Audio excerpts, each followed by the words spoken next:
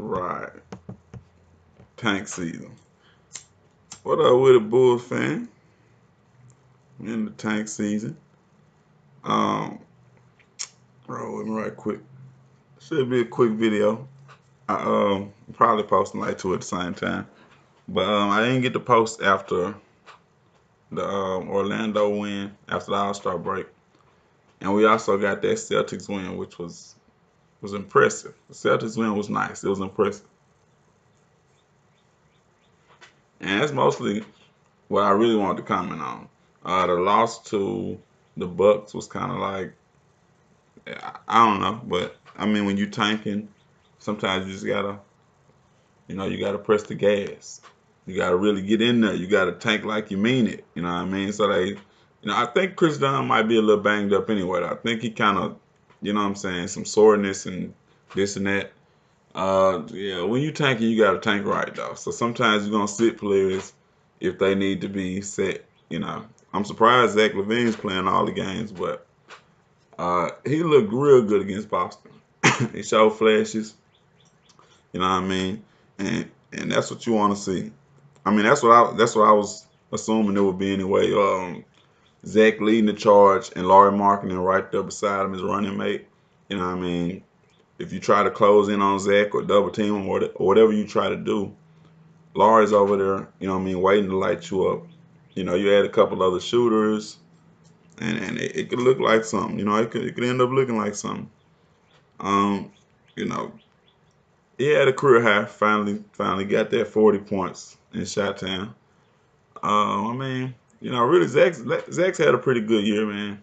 Individually, hopefully it can translate next year into learning how to play with the team and translate that into some wins. But we'll see. Otto Porter Jr. didn't play in the game we lost to the Bucks either, so it was like, when you tanking, you got to tank right, man. I mean, like, hey, we starting to lose. We starting to lose what we had gained. You know what I mean? Which was a really bad record. So yeah, you understand them three bottom slots. So I mean, yeah, Otto Porter them might sit some more nights. So I'm surprised. Like I say, Zach LaVine's probably gonna sit a couple nights. Laurie's probably gonna sit a few nights. You can get ready for it. But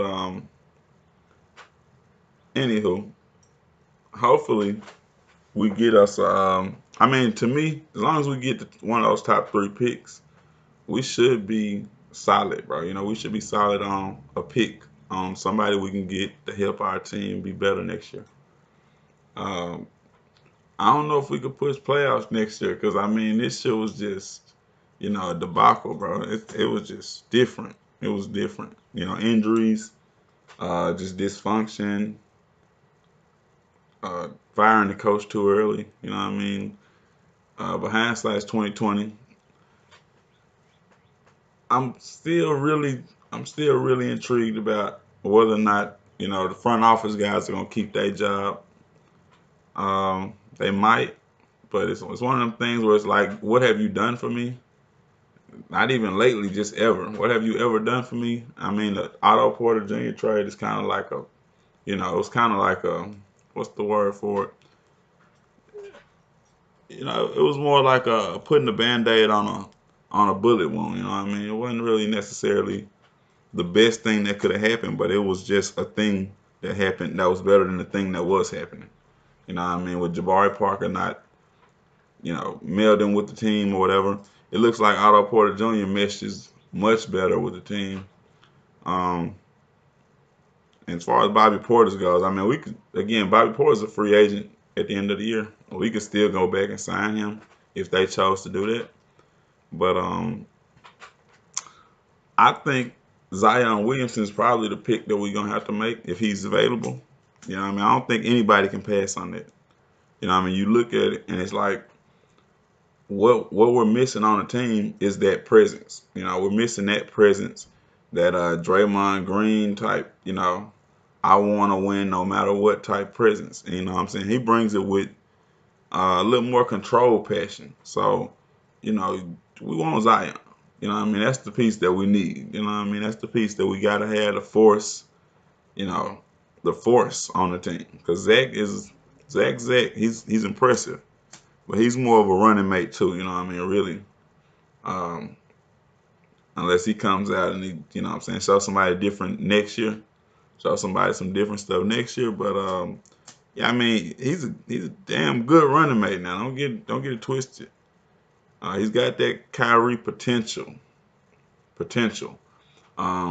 But he's gonna have to have like a Zion Williamson, a real big time character, come over there and ball out defensively, bro. Like sometimes you got to ball out on the other end, and we don't really have players to ball out on the other end. Chris Dunn looks a little, I don't know, he looks a little gimpy this year to me, if you're asking me. But uh, yeah, I mean, just looking at it though, yeah, it's Zion Williamson.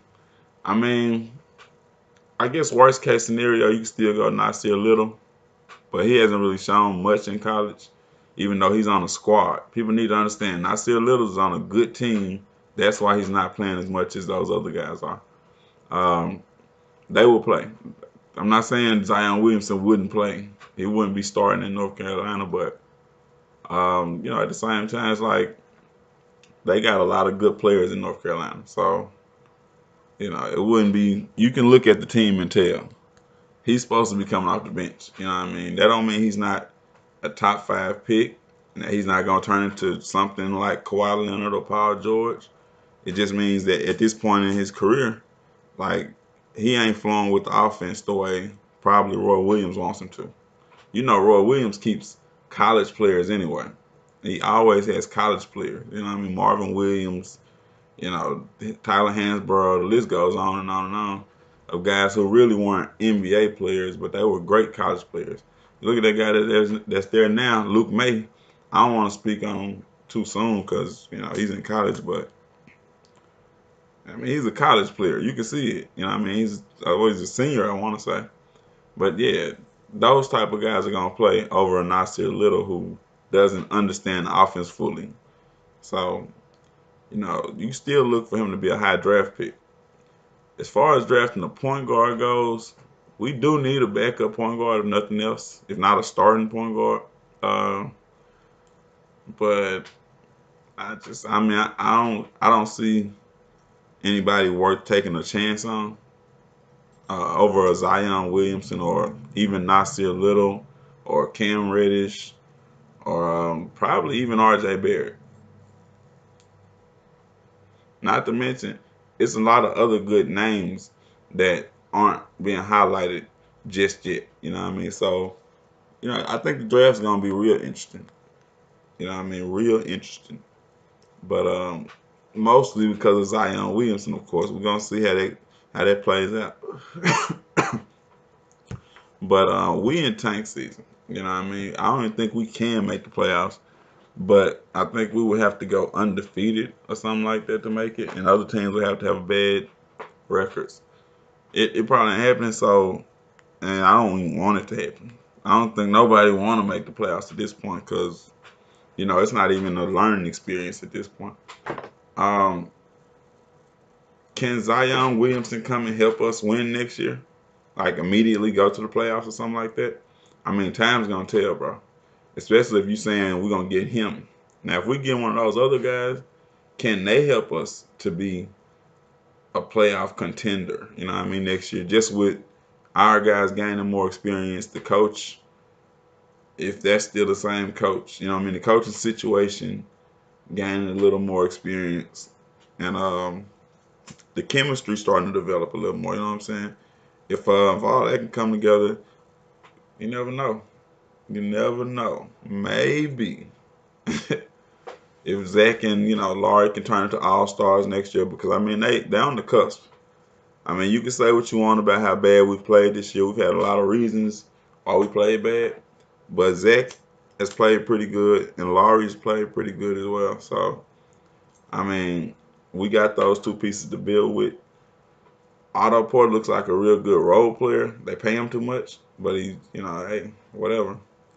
We got a good role player for at least another year, I want to say. I mean, I'm with it if you want to get Ja Morant. I feel like his ceiling is Damian Lillard, and Damian Lillard's like one of a kind. I don't think I ever seen anybody be as good as Damian Lillard coming out of, those lower tier schools. So, I mean, a lot of that was just hard work. Same with Ja Morant, so we'll see. But he banged up now. You know what I'm saying? He's already banged up in college, and they haven't even gotten to the tournament. So keep that in mind too. Uh, if I had to say anybody right now, it'd probably be Cam Reddish, given where we could end up falling to. Like we could be fourth pick, fifth pick, something like that, and he's gonna fall. He's gonna fall to maybe 4 or 5. If he's available, Zion Williamson ain't available, we'll have to get him probably. But that's my take. Let me know what you think. And let me know what you think about that 40-point monster game Zach has. That killed, man, even though this is garbage time for the season at this point. But, I mean, 42 points is 42 points. He wasn't playing backups. So, let me know what you think, though.